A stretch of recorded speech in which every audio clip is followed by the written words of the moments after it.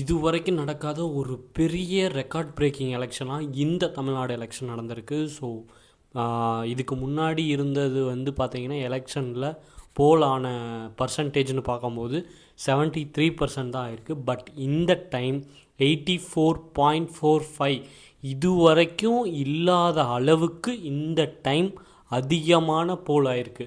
Voting வந்து நிறைய போல் ஆயிருக்கு. நிறைய பேர் வந்து ஆர்வம் காட்டியிருக்காங்க. ஸோ கடந்த முறையோட இந்த முறை வந்து பர்சன்டேஜ் அதிகமாக கூடியிருக்கு. So hats off to you. யார் யாரெல்லாம் ஓட் போட்டிங்களோ அவங்க எல்லாருக்கும் ஒரு hats off. So May 4th வந்து நம்மளுடைய ரிசல்ட் அனௌன்ஸ்மெண்ட் பண்ணுவாங்க. ஸோ அதுக்காக வெயிட் பண்ணி யார் தமிழ்நாட்டினுடைய அடுத்த சிஎம்மாக பதவி வகிக்கிறாங்க அப்படிங்கிறத பொறுத்திருந்து பார்ப்போம்.